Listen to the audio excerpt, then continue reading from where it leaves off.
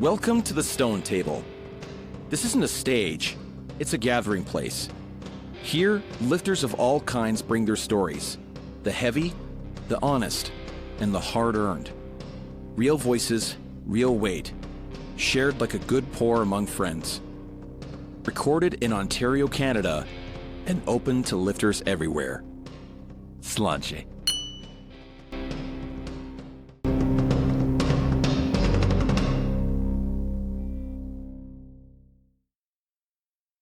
Welcome back to the Stone Table podcast. I'm your host, Rebecca Ennis. And today, of course, we're talking stones, not as objects, but as weights, as witnesses, as pieces of history that bring us together as a community.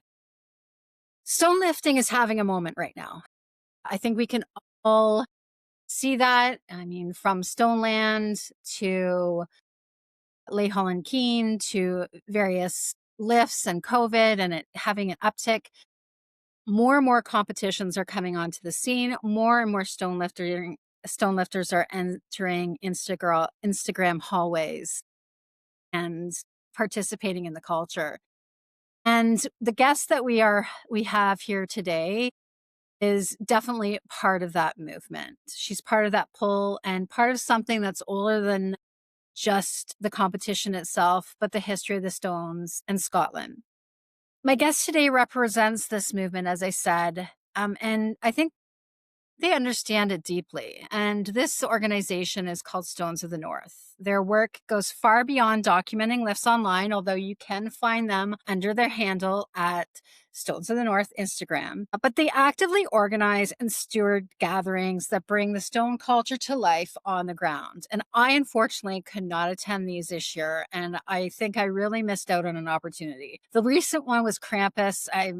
I think it was in a longer name than that, but basically it was a holiday event and it looked amazing. And we'll be talking about that today. And then they're also my sister organization with respect to putting on an IHGF related competition for stone lifting. And that was under the Northeast Stone Lifter. And so again, they're new to the scene, but yet not new because we're joining together collaboratively with initiatives already underway. And their events aren't really about chasing numbers from what I can see or proving strength or proving a point, which sometimes I think you might see that in a competitive arena. It's more, as I said, about lineage, community, and creating containers for people to meet around stones. So without further ado, I'm going to introduce you to Caber Christy, Stones of the North, and Christy Christensen. Did I get it? So close. I knew it. Welcome. Yes, and my dad is Chris Chrisman, just for That's awesome. hello. I am so happy to be here. I've been just eagerly waiting for I think like 2 months now. We've been talking about this, maybe longer, but Yeah. yeah, so excited. Yeah, so Sisters and Stones for sure. So we're going to start off with what we're drinking today. What are you drinking? I see you're in the car, so definitely no drinking and driving. No alcohol, no. I Yeah. am also getting over a cold, so I have my mint tea just to keep taking care of things. Good. So almost.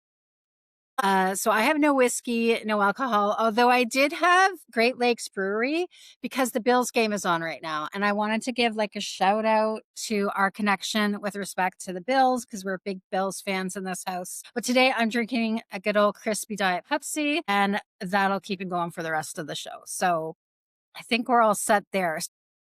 Long introduction today because I felt it was due because you have a lot of connections. You have your own personal stone kind of journey that you've been taking, but you've also now created kind of this collective up in New York. So take us to the beginning. Tell us a bit about your organization, the location, the geography, how it started, all the good stuff.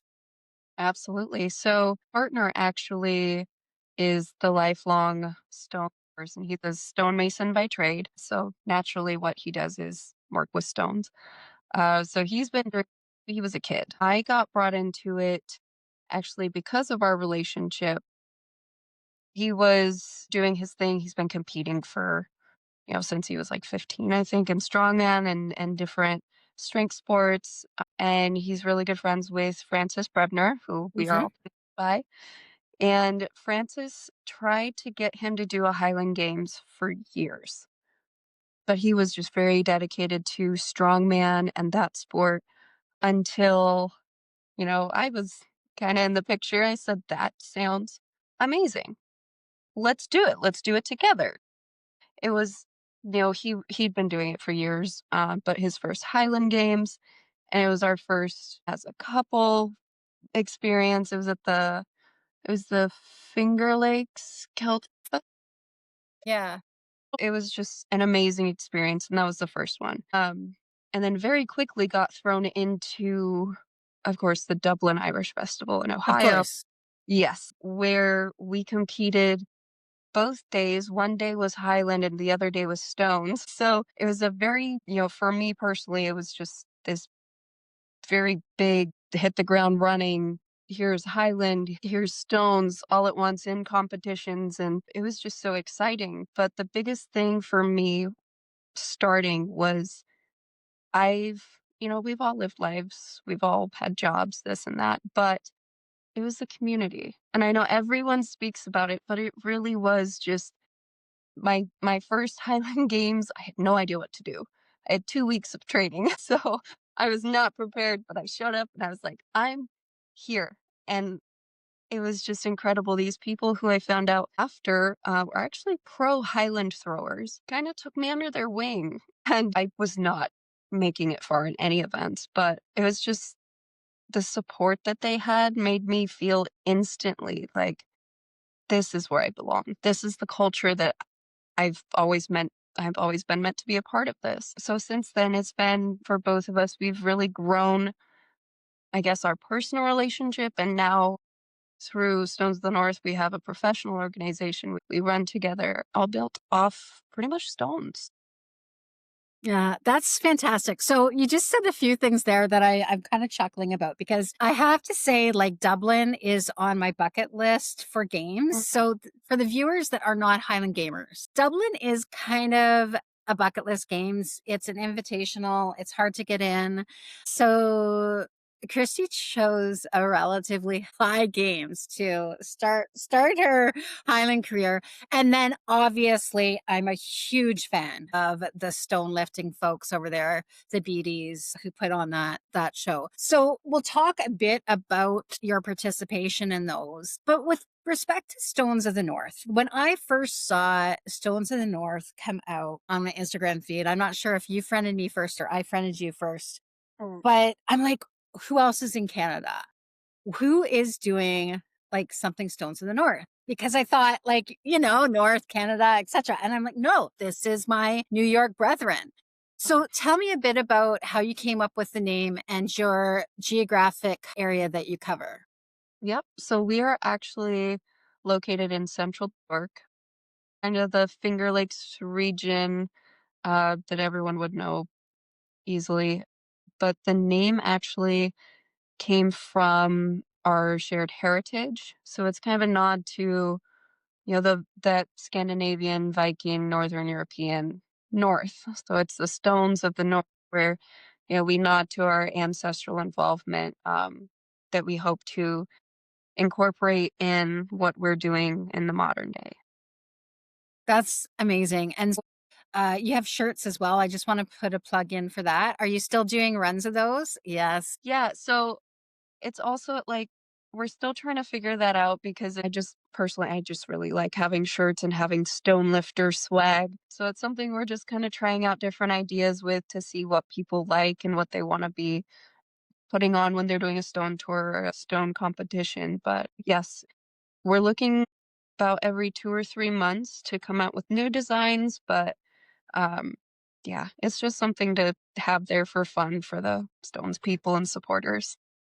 Yeah, I'm a huge like every week I come up with a new slogan I can put on a sweatshirt or a t-shirt and I just Yep. like go and I get it done. But you kind of highlighted something that I myself kind of hit up against when I started getting involved in stone. So at first it was very personal. It was a personal journey and then I saw that there was an IHGF competition for men in Canada, but there wasn't for women. And so I was convinced we are going to have a stones comp for women, and I'm going to have that running. And then I'm thinking t-shirts, and I'm thinking like stone lifting. And then of course now I've got this podcast and this and that and the other thing. So what I want your experience, because a lot of people listening to this are not people that have communities already, and that may be getting that inkling, maybe getting that sense that they want to start one up. Yeah. And so can you walk us through, like at the start, like, was it about documenting the lifts? Was it organizing around the event? Was it preservation? Like, how did you go about doing this? Because I think people underestimate what it takes to actually do these Sure. events and to hold these communities and to make sure we're actually giving back and moving the movement in a positive direction. Talk to us about the first steps you took to Uh, get Stones in the North off the ground. yep. So it seems like we may have had a similar motivation with starting. We actually went to a competition. I was competing and my partner was part of the hosting side. He was one of the judges, and there were a lot of opportunities. Let's say that. Yes. There wasn't really much of a care for the people who were competing or a part of it. And it was sad to see that there wasn't that level of appreciation because, especially for people who choose to compete or even just stone tours, you do put a lot of time and money and effort into being a part of the community. And it just kind of hurt us to see that people weren't appreciated or cared for, acknowledged in the effort they put in. That was a big motivator for us to really start as, you know what, we're going to start putting on events. We're going to start growing the community. And we wanted to take care of the people who are involved in it. So we started with that. We actually, let's see, Northeast was in October. We literally spent 3 months ground zero. So kind of like how we started in Highland and Stones together, we hit ground zero and just exploded from there and just said, Let's do this. We have to get this competition organized and ready." And, working with Francis under IHGF, it was like, let's just do everything we can and people will come. Just do everything possible. People will come. It was a lot of work, honestly. It's easy to make an Instagram. It's easy to Hmm. it's easy to find stones everywhere you go, but our biggest thing is taking care of the people who are involved and letting them know that we're not just gonna, especially a competition, don't just take your registration fee and say, "Thanks for showing up," and nothing else. Just letting people know that we genuinely care and we care about their journey too. But yeah, it's pretty easy to just start an account, but all the I guess all the connections that you make and all the outreach you kind of have to do, there's a lot of little things you wouldn't think of that do take up a lot of your time. Um, Yeah, and I love that you mentioned this because even though we are part of the IHGF, I don't know if it's the same for you, but a lot of my personal money goes mm, into all of the mm, events. Like I don't get like the trailer that I rent, the stones that I buy, the t-shirts somewhat get covered by, the Highland Games, but a lot of the other things that are needed are, covered generally by us. yep, same. So we do some events under IHGF and some are just just not sanctioned. But yeah, definitely, we'd agree with that. It's not about the profit at all. There's no profit in it. It's Yeah. just we love growing the community. A lot of personal money goes into it, but it's not something it's not like we're upset about it. It's, No. love to do it. It grows this wonderful thing for the community. So Yeah. yeah, it is what it No, is. this is my passion project. These are values in motion, and I I love giving to the community. Now, it's interesting you mentioned registration. So we don't do registration for ours, but you do registration for yours? Yes. Okay. Well, So mostly, yeah. that helps kind of cover costs of t-shirts and things and food and what Literally. have you. Yep. But It's the not but like the basics. Like yeah. as you said, there's no profit in any of this, which I think I hadn't had this on kind of our list for discussion, but I would like to stop here for a brief moment to talk about this very issue, actually. What are your thoughts around that? Because as this sport grows, I wonder if there will be this move to have bigger competitions and do it for a profit. Like, I know my position on it, but I wondered yours. What do you think about that? So I will say, our biggest thing, one of our main values is preserving the integrity. While there's that, there's that excitement we have, like, let's grow this, let's make this, it used to be just a way of life. And I feel like people have lost touch with something as simple as lifting a rock. Hmm. So we wanted to make it bigger and bring it to all these communities all over the area we're around and places we travel to for events. And with that, there's also, for me, I'm a very anxious person. So with that said, there's this anxiety I feel of, you tend to see that things do grow, but then they lose kind of the values they had to start, which, obviously it's not something we're ever going to compromise on. Yeah. For us, it's always been stone lifting is for everyone. Take care of the people. It's not about the money. Always will be that. But obviously we do want it to grow. We want, and not speaking strictly of Stones of the North and our thing, but just all over. Like, I love all these pages that keep popping up. Hmm. We have Stones over here and Stones over here now, and all these people who are starting their own little group pages to maybe to share a couple videos. I think it's the coolest thing that it's already growing so much. Yeah, it is growing. And I love that you talk about guiding values because for sure, keeping it to uh, the core values of accessibility, I think turning something for profit is definitely not something I would want to see happen to this community. I think us together should be continuing to advocate. Like, if there are kind of registration fees and that, like Mhm. covering upcoming events, covering the cost of that, but nothing like personally pocketed. And I think all of us that are doing it right now have those same values. Mhm. So one other caveat here, just it's a technicality, but how did you find getting insurance for your events? Was it a challenge? Surprisingly not well, because of I guess the biggest thing we ran into was crowd lifts. Okay. A Yes. lot of insurance I found, I don't know if you came across that, but I would read through and it would say that you can't have any, outside participants. It's only, who's registered through this. And I was like, that's kind of silly, but Hmm. obviously the crowd lifts are, I mean, that's like half of the event for us. It's even a competition. It's all, great athletes, watch the battle it out kind of thing. But the other half of it is that crowd involvement. So the insurance thing was really making sure that little fine print was taken care of. Yeah.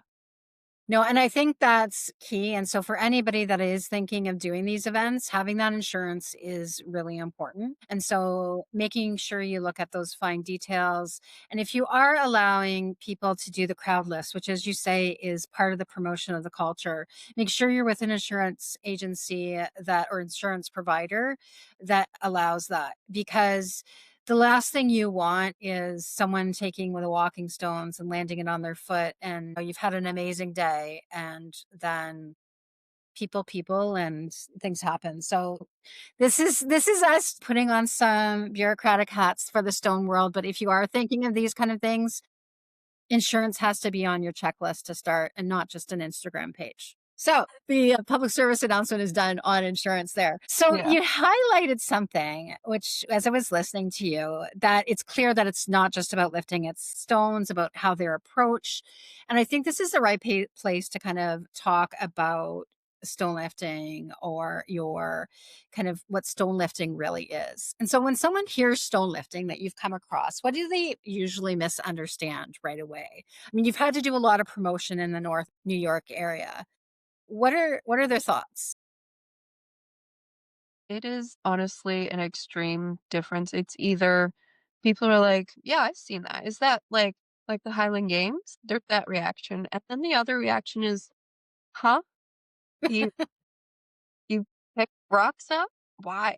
Why do you do like there's people who are like, "Oh wait, I've seen something kind of like this." That's what you do, and they just are so fired up. They just want to see it. Then people just don't get it, and they're like, "Well, do you do it for money? Like, what do you what, do the heaviest stone? Well, no.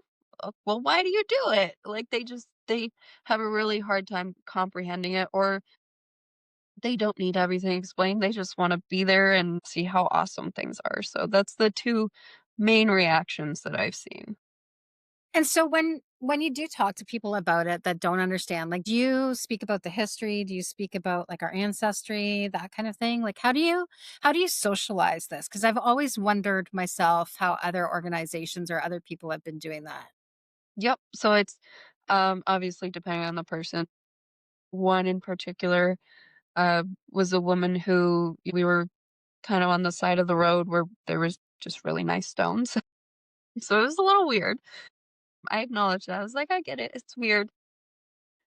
Picking up rocks, just us for no reason. But there's more to it. So I kind of like acknowledge that, yeah, it may seem a little silly. I get that. But it's something that dates back few thousands of years. It's not something new. It's something that bonded cultures. It was like a rite of passage. There was rite of ceremony. It was something that brought communities together. And it may look silly at first because of the modern day, but if you just come around it, even if you don't want to pick one up yourself, if you just see other people doing it and you see that bond that you instantly all have, you'll just want to be around that energy and that environment. So you don't have to understand stone lifting, but just like that person in particular, I mentioned that we had an event coming up in the area. I said, if you want to come check it out, like just see what it's about. But yeah, it's still I get that you don't understand it. Here's a little bit about it. If you want to come see other people, not just us weirdly on the side of the road, there are other people who do it. Just show up to an event, have some food, and have a good time.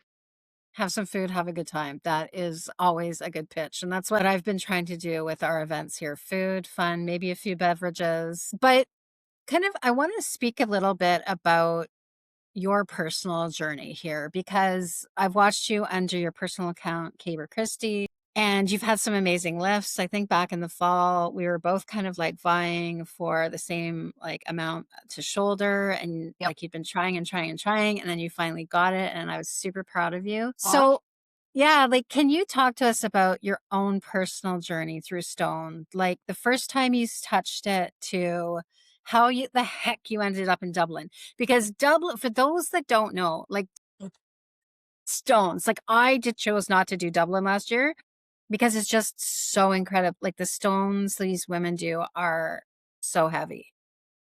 But yeah, tell us about that journey of how you from nothing to Dublin.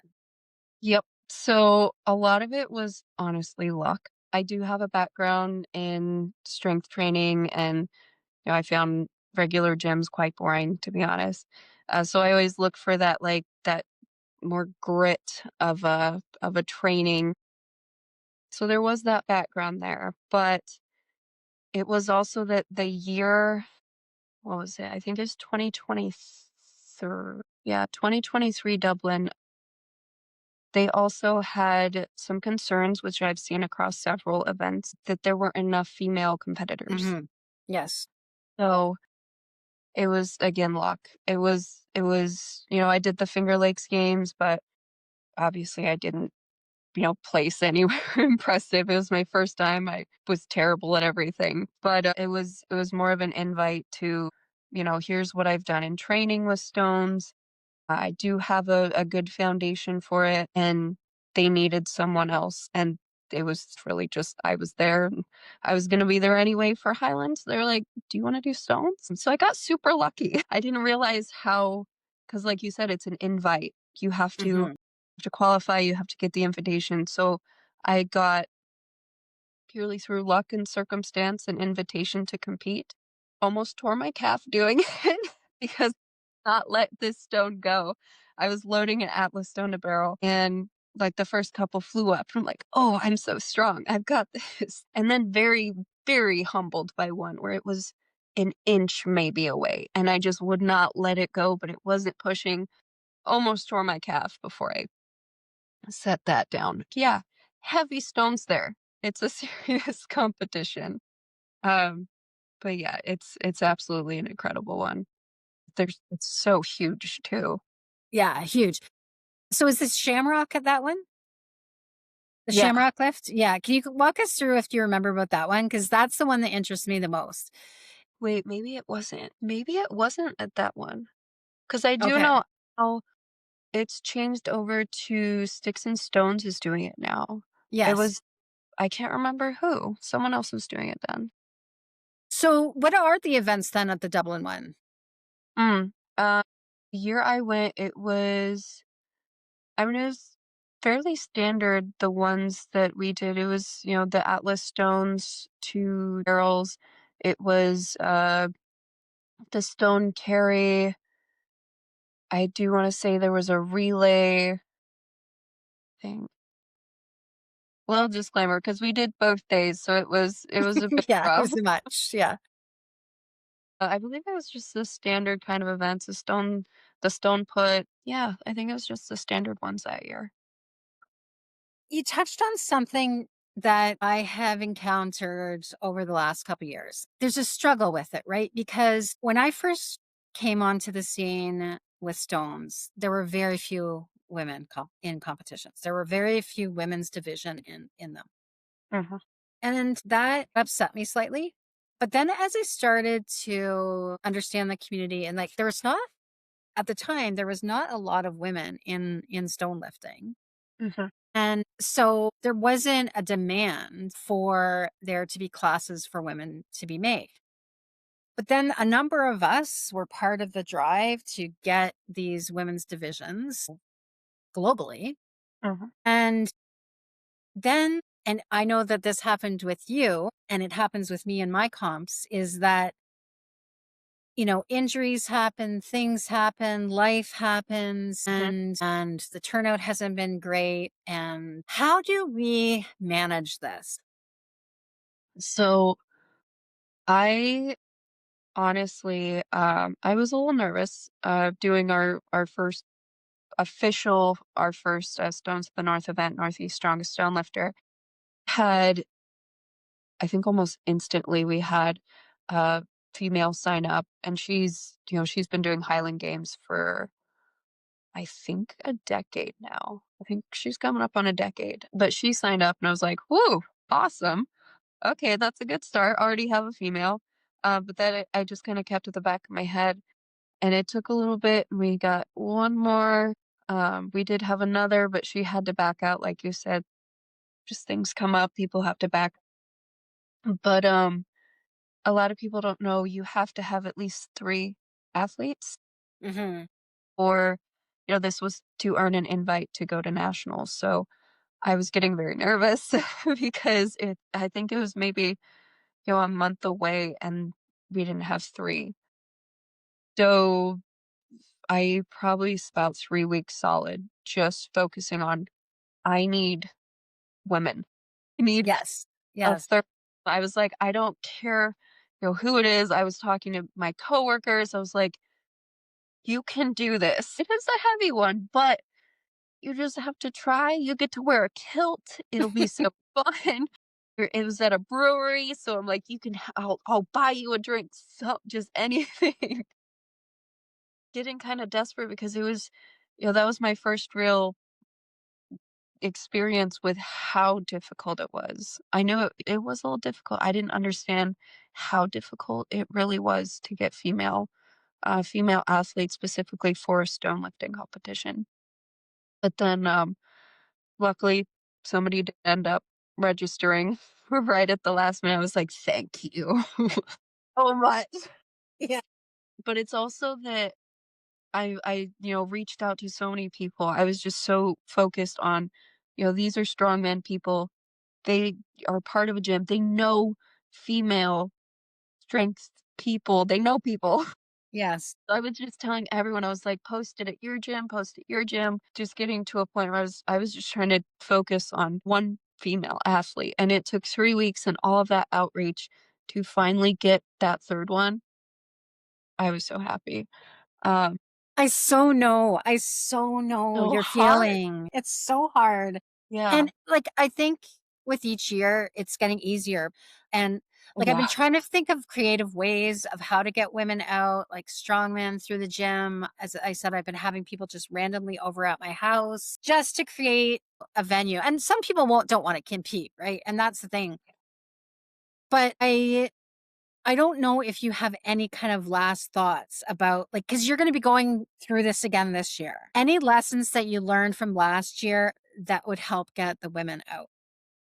I actually, so instead of doing it as part of like the normal track, just one of the pieces with the event prep, it is almost like a daily thing. I see there's a mother daughter duo on the coast that I've reached out to because I just randomly saw the one video she has Mhm. picked up. It's a smaller stone, but she did it. And I was just like, she's interested. Reached out to her. She's actually familiar with the area I'm in, and unfortunately, they couldn't make it out to the event. But they were just going to come watch. They were going to make a whole road trip to just watch this mother and daughter who are bonding over stone lifting themselves. Super cool. But it's really in like a longer commitment. I'm finding, at least in my area, of not just a hey, do you want to show up and do this? It's showing more of an investment, I guess, is how I would describe it, of like showing. I have this one coworker who ended up being our announcer for Northeast. Yes, because I couldn't do it. I know you could do it, and then unfortunately, he couldn't do it at the last minute either. I was like, okay, who am I going to reach out to? So she ended up being someone I work with in my regular day job, and she in the crowd lift portion, I was like, so you're gonna pick one up? You're gonna pick one up? I was poking her the whole time. I was like, you gonna do that? You gonna go over there? And she finally was like, okay, I can do this. And she picked up a stone that she didn't think she could do. And as soon as I saw her, like, she didn't have to take it to her lap. She literally just stood up with it and started walking. That was the moment with her where I'm still kind of working on, I guess that confidence. Mhm. Still trying to figure it out, but just showing that there's a commitment and there's a value, and you're not going to be treated like you're just a girl, kind of. I think unfortunately there's that kind of subconscious nag that you're going to show up and you're not gonna be welcome, which it can go for men or women, Mhm. but they don't really know until you get them there and get them to do something. But all that to say, yeah, I found it's a lot more work trying to get females to be confident enough to be a part of it. But I know we talked about this, is doing an all-female stone lifting Mhm. and doing it at a winery. So it Yes. could be Yes. like a Stones Mother's Day, have a glass of wine and see women lifting stones. Yeah. Yeah. It is that relationship that you have to develop to get the women to come out. Like and I love that part of it. Like otherwise I wouldn't do it. I love creating the community part of it, but that is what you need to do. It is a personal time investment to kind of work those relationships. And then another thing as well is making sure, and this is for everybody writ large, but making sure that you get your competition dates out early Yeah. so that people can have enough time to make a decision whether they want to put it into their comp calendar for the new year. And this is why we make our announcements in January, so Uh-huh. that when people are deciding what comps they're doing in the summer, that we might get a chance to have them to come at our comp. Because Yeah. I look at it's an opportunity for me to host them, not the Yes. other way around, for them to come. Like Yeah. I am the host and I want to have as many people as I can there. Mhm. But in order to do that, like announcing your events as early as possible is quite key. And I think the other thing for us too was, this is naturally segueing into your events, but we have now 2 classes, and I've called it novice and open, and the open is the qualifier for FIFOR. I think it makes it more approachable. It also creates kind Mhm. of a ramp system, right? Like if they get in on the novice, then maybe next year or the following years they come back and do the open. And I think Yep. having those different entry points Hmm. is really, really key. Yeah, absolutely. Yeah. So there's a clear sense, in my view, Stones in the North kind of presents stones, its events, its lifters. We're very simpatico with respect to that. But as we talk about going into the two events that you've hosted, how do you decide which stones to highlight? How do you get the stones? Like, what are do they have historical meaning? Yep. So, like I said, the other half of Stones of the North has been around stones his whole life. So we have, I'm pretty proud of it. We have a ridiculous collection of stones. A lot of people, I know there's a bit of a thing with taking stones from nature and damage to habitats, absolutely. Hmm. But we have this little in, I guess, with it being that he does a job where, one stone we just used at Krampus, massive stone. I think it was like a 700-pound stone, but it was just the guy didn't want it in his yard. It was just poking up a little bit. Didn't want it in his yard, so it's ours. Something like that. Most of the stones have come from, you know, a lot of people talk about fields and farming and how they go through the land and then they end up just with this pile off to the side of stones.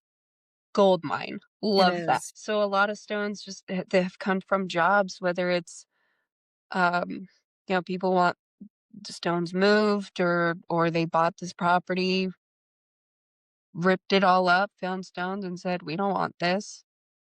Now we we have so many stones. And it's ranging. We have like a 70-pound stone, all the way up to, like I said, there's a 700-pound, 800, and then there's one we are not able to weigh yet, but it's around like 2,000 pounds.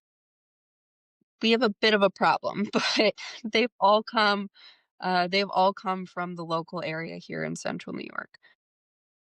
One I think came from old church foundation, from a foundation masonry job, uh, repairing that where it was no longer needed as part of this church's foundation. So it's been there a couple hundred years and now it gets to be lifted.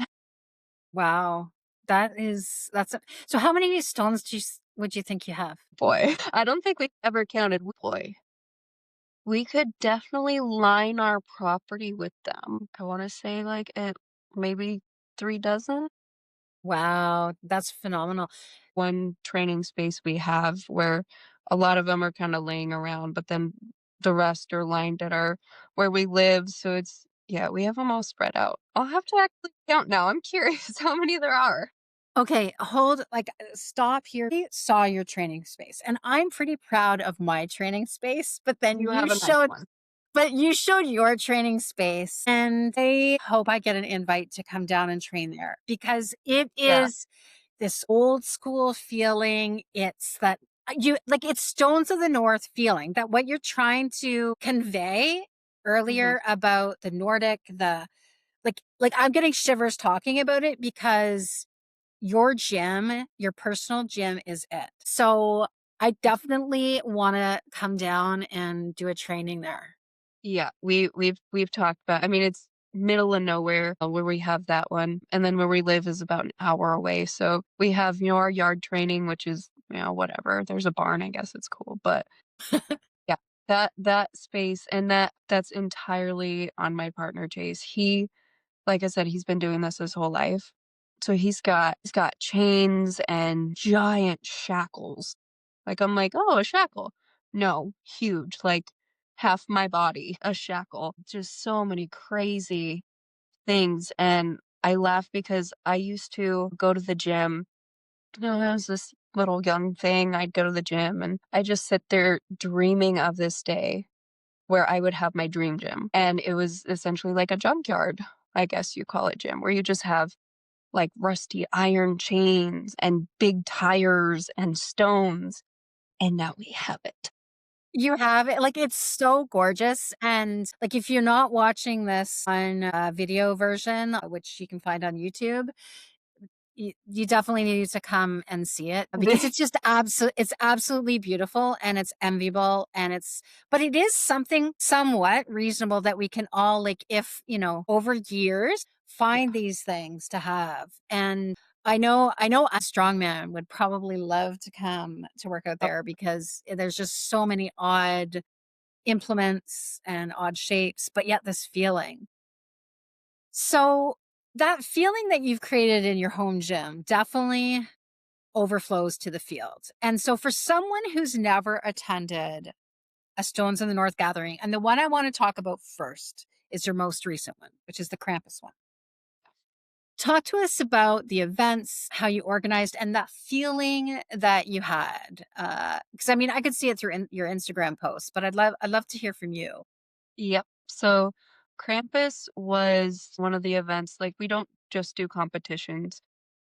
We do, obviously, like, we call them promo shows where it's just the two of us. So we're kind of running the whole show, lifting the stones, doing the announcing, everything. Krampus, we were so excited for personal reasons. Obviously, it's Krampus. Mm. And it was a whole festival, and we got to really showcase stone lifting. We did have, excuse me, we had log press. I think that was the only non-stones thing we did. We had a log press involved where he had a wooden one that he made. Also, he makes a lot of the implements himself. Very crafty, very nifty. But and I had I think I just had a steel one, but everything else was stone. So stone lifting was this main event. It was the showcase. It wasn't a sideshow. It wasn't, a couple people meet up in a parking lot real quick. It was a show. And there were a lot of things that came up with that event. A lot of it is publicly out there, as far as like parking issues and different disputes between municipalities and all that. But all that aside, it was so fun. Yeah. So we put on a show. We had this whole intro where we rehearsed. What was it? It was like he had this anvil and he had a hammer, like he was forging this, like Mjolnir he was forging, and put on this whole show, and then he broke an Atlas stone open. So it was this really cool show we definitely got into. But we wanted to show the standard things that people are going to see pretty much every event, and then we wanted to incorporate different things to kind of show that there's more than just the same five lifts. It was so much fun. So, like, what was the turnout for that like? So it ended up being, I don't want to say sold out. There were so many people for this festival that they were not really prepared for.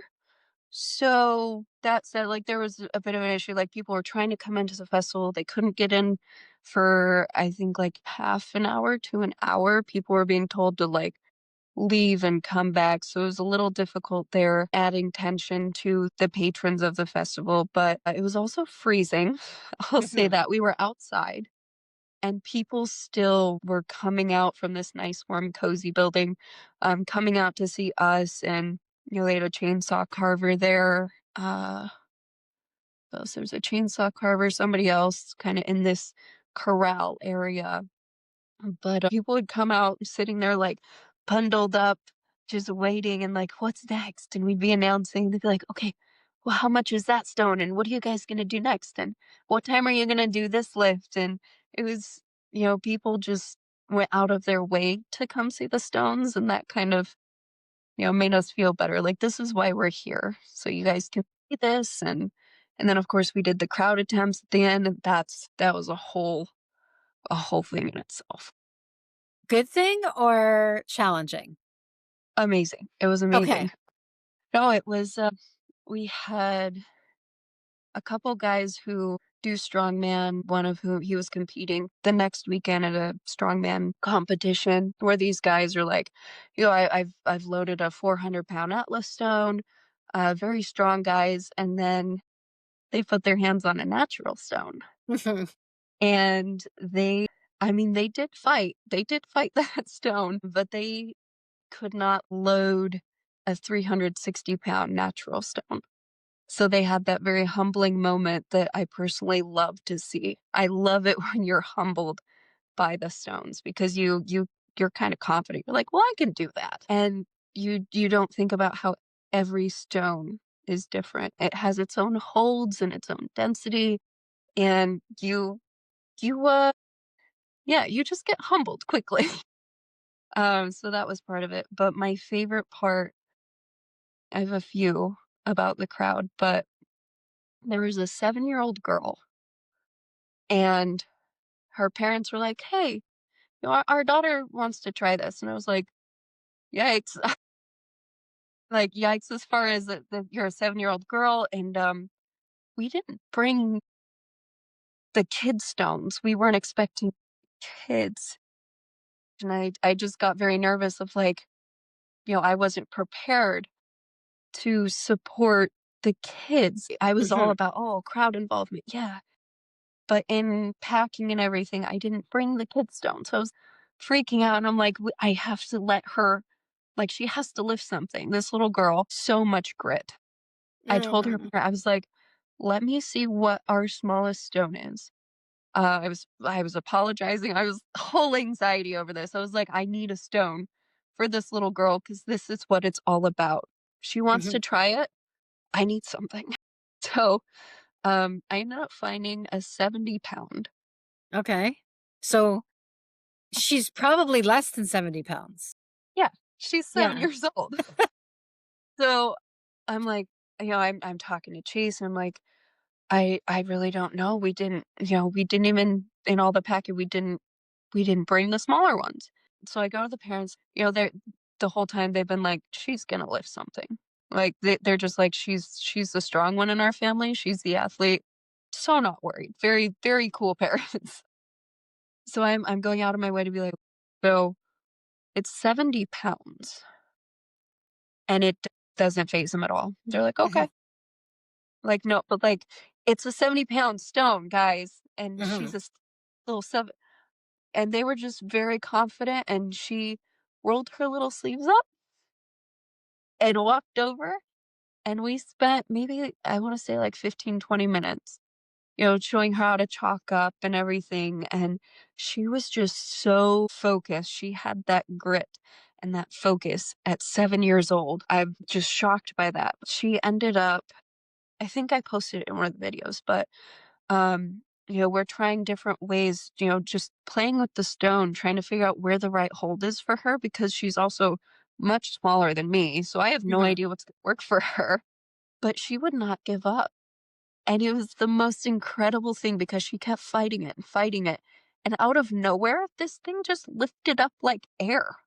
Like, she just, boop, popped it up and stood up, and I was Stood laughing. up with it. She stood up with it. I mean, not full stand, but pretty close, where it just, Goodness. she couldn't break it off the ground. All of a sudden, she stands up, and I'm like, "Girl!"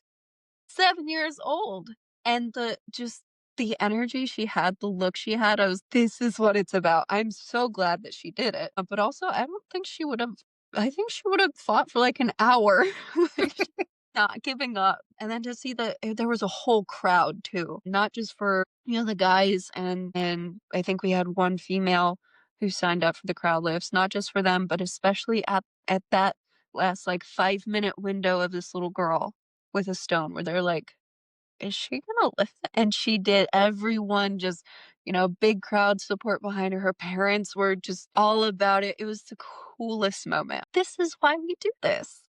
It's for everyone. It's not for the athletes and people who fit this category. Stone lifting is for everyone. So, yeah, that was like my highlight moment. I can see why that would be a highlight. I'm sure I would have gotten teary-eyed over that. Yeah. Yeah, I Just cried. so precious, so precious. But of course, I've been in the position of doing crowd lifts before, and it's super stressful. Like, because you're just like And again, as an anxious person or an anxious recovery person, I do get worried. Like, hey, I know we have insurance, but legit, like, I just want, Yeah. I also don't no want one to get hurt. And but so next year you'll have the kid stones. I am going to have every stone possible for every event because show up. Yeah, that really got me. I was like, "How did I not?" 'Cause we have 3 kids that are, uh, about to be 6, 4, and turning 2 this year. So Yeah. we have quite small children, and naturally, they do this too. So, we'll be out in the yard, one of us will be training, and we'll come outside with the kids, and the kids have their own pile of stones that they have, and we'll go through the lifts, how to properly pick them up, safely handle them with them. So we have kid stones for our own children. Mhm, But with that, all our stones that we bring to competitions are the ones we use in our training. So it's ones our children are using, mhm. and they're just playing around picking up stones. It's ones we're using to train for competitions. Yeah. Wow. Okay, I have kind of like two variations that I want to go off on a tangent here about. Is one like holds? We're going to go back to the kids in a minute, but so what would you say then? Why is the witnessing? Because that is more your like my role, your role when we do host these competitions. Why do you think witnessing of these events and not just the lifting is so important? Excuse me. That's really a key part of it because like I mentioned earlier, there are people who they themselves are not going to pick up a stone, but they can still feel that bond and feel that energy and just feel that impact of what's going on in that environment.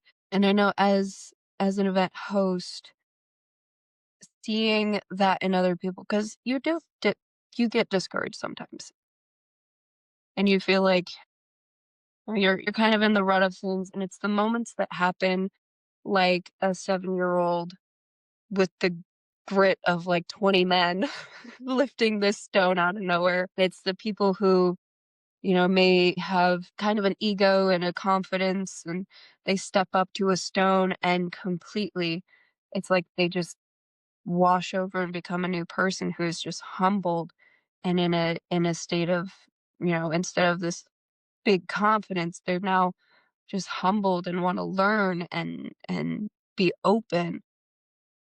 It's in those moments of witnessing, I guess, just everything about stone lifting. Those moments that really fuel, if you're a stone lifter or you're just a stone lifter supporter, why we're a part of this, Hmm. and why we're promoting it, why we want to do more events, why we want to try and get more people who've never been around it to be a part of it, because it's so amazing in its culture and in this bond where you just kinda shut out everything else in the world. There's no politics. There's no, you know, job or hierarchies, or there's nothing else going on. It's just people enjoying being around people and just the air of stones and nature. Yeah, yeah, absolutely. Like I keep saying that it's a collective, and I do think that that's like in my view, that's what it is. But I didn't know that you were a mama, and I have Mhm. not been able to talk to any of my guests about this yet. And so this is totally, I've went off on a tangent here now, but you've hit something obviously super precious to my heart is that the role of a mama bear in stones and forging that relationship of strength within their children, whether it be like a male, female child, what have you.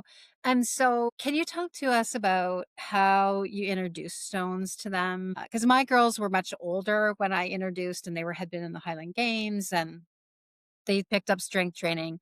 I don't know if it was because they saw me doing it since they were like babies, or they developed that passion for it and that rigor for it. But tell us about how you first, as a mom, introduced Yep. your children to stones. So it's really just that it's just around the home and it's around some part of your home life. It actually started because of Highland training.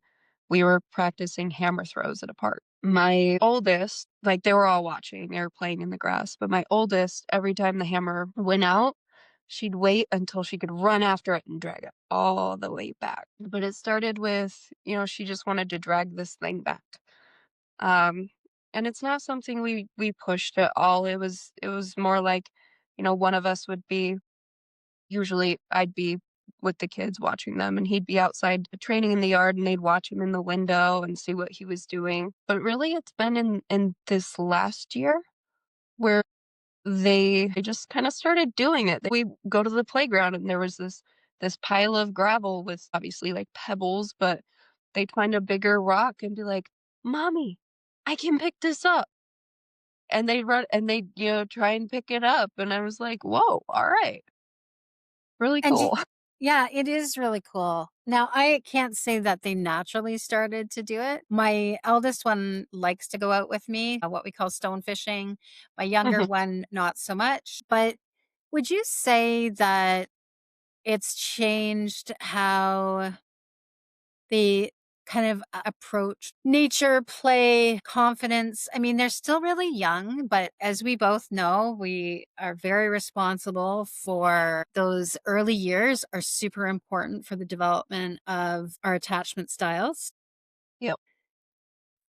Do you think, can you see anything that would have been different from when you're growing up with them being out in nature, out dealing with stones and all the other fun things that you have at your place? So part of it is I actually grew up in the desert in California with sand. I, I was just no stones for miles. I did not grow up with stones, but I always collected rocks, and I would find geodes and thought that was cool. So I had a little rock garden. So I guess it kind of did start that way with them. So we're obviously very into nature things, and we take them barefoot down to a creek, and they get to pick up the stones and bring them back home. So I guess they have had the exposure for a while, always collecting rocks, and stick it in your pocket and collect it for later. But yeah, so touching on, I guess, the development side of it, it's, Hmm.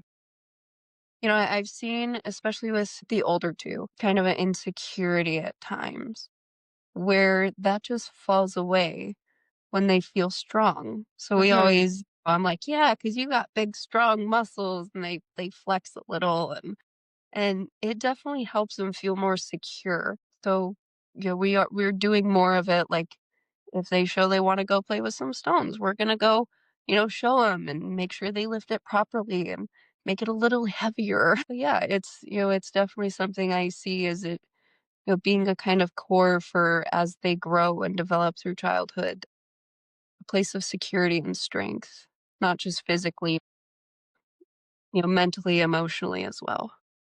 And you know what I love the most is that you're doing it as a family. You know, the dad is there as well. And having your children in the presence of that, being supportive on the lifts, and it's so important for those attachment systems to be around, whether it be your parents or any other loving figure, is to have that safety and creating the safety for them and their nervous system to say, hey, yeah, like I can lift this. I can go out in nature, find myself a stone.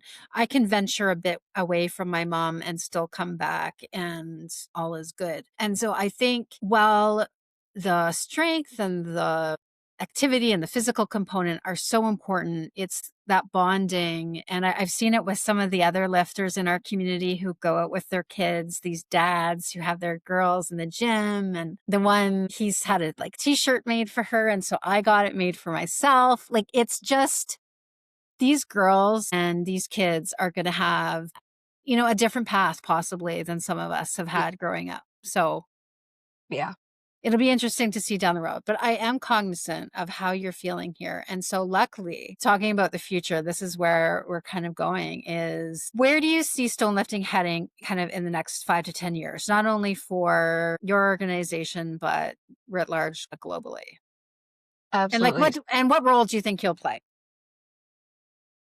That's the other part. So obviously we're gonna keep doing our thing, and not just in Central New York, but trying to connect with the surrounding groups as well, just to bring everything to a nice little interconnected web here. But stone lifting, we were talking about this. Honestly, in the next 5 to 10 years, we think it could absolutely grow and become something even stronger than strongman and what we see with the strongman sport. Because it is similar. Obviously, it's a strength sport in that way, but there's so much more you can do with it, and there's so many people that whether you're a strength athlete and competitor doing this, looking to win that world's strongest stone lifter title or national title, whatever it may be, or if you're just doing it in your yard with your kids, it's for everyone. All shapes and sizes, colors, everything. It's for everyone. And it's also that because of the culture, which you don't see in a lot of places in the world, even in other strength sports like going to a strongman competition, you may generally feel that kind of sporty, kind of isolated, everyone's there competing themselves, that it misses that culture that stone lifting has. And obviously Highland Games is a huge part of that. Hmm.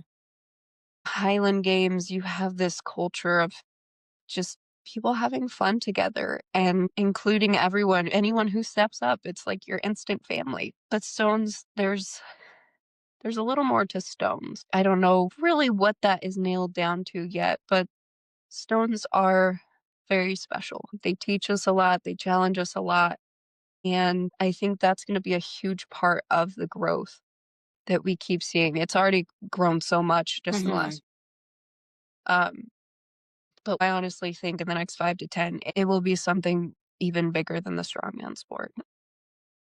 Yeah, and I've been struggling this with as of late because like how do we protect the integrity Mhm. of the culture? Because there's the sport and then there's natural stone lifting, which are different. Yeah. We don't have to go down that path. But like how do we keep the integrity of the cultural aspect, the historic promotion, protection of the stones while this interest increases? So a large part of that is gonna fall on the people who are kind of leading the different, all I can think of is factions. Mhm. Different, little groups here and there and regional events, the people who are hosting and kind of taking that leadership role, it's really on them to keep that as the message. Every event we speak to the history, the ancestral stones, way of life, that it was this ceremony, it was a rite of passage sort of thing. We always mention the history as a respect to obviously where this comes from. It's not something new.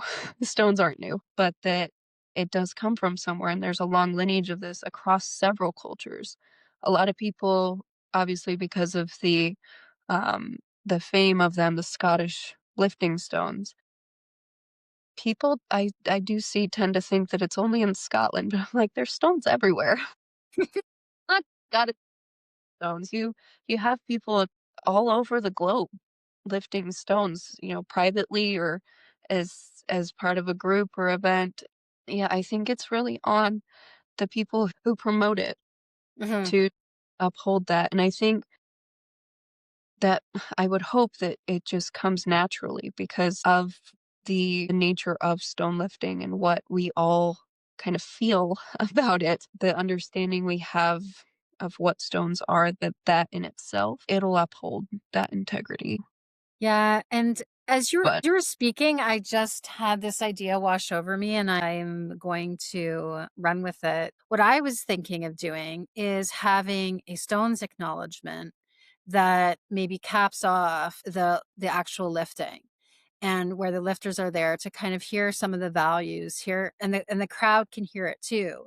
mhm, And so that, yes, there is a competition going on. And these aren't historic stones. So if they mhm, do drop and chip, that's different. But we can kind of protect and promote that culture right at the offset of the event. And I think I'm going to work on a stone acknowledgement for coming up because I think it's part of oftentimes we rush into the competition and which is great because like that's what the audience wants to see. They want to see yeah, they people wanna lifting, see. having things. But I think having just taking even just a few moments to acknowledge where it's coming from and the history and Mhm. the values behind it, I think is really important.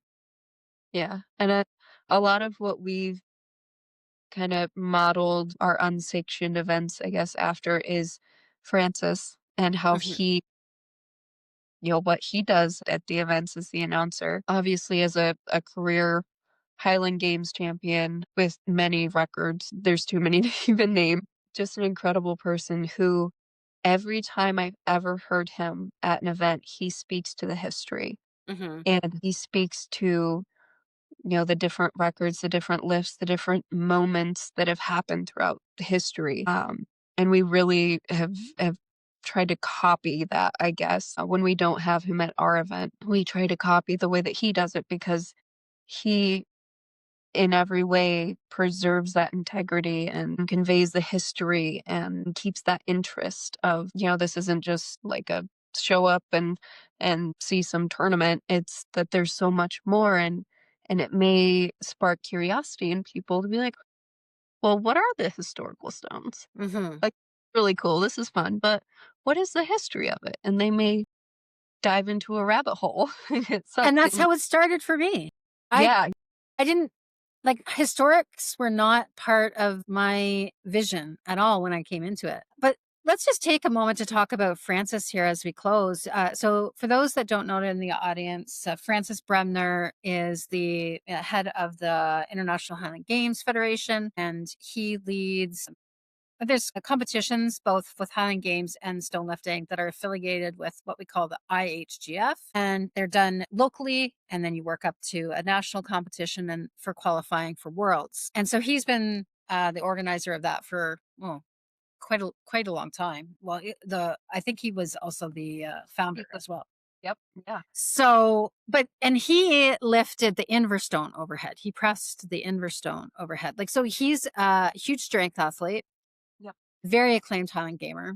And so that is the association of both the games that I help support run and that you do as well. And I think, my takeaway, I hope, listeners take away things from our discussions, but myself, I take a lot away from this. And today I've gotten a number of things that I'm going to be doing as we go forward with our own organization up here to kind of ensure that integrity as we move forward. Finally, in closing, a couple more questions. So, what advice would you give to someone just discovering stones? And what would you recommend for training wise, getting involved with a group?